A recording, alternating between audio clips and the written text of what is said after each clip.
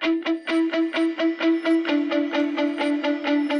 is Customer Appreciation Day, and it's about giving back as much as we can to the customer.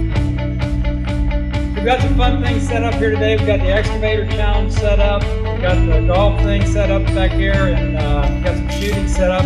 We want you guys to enjoy it, have a good time here today.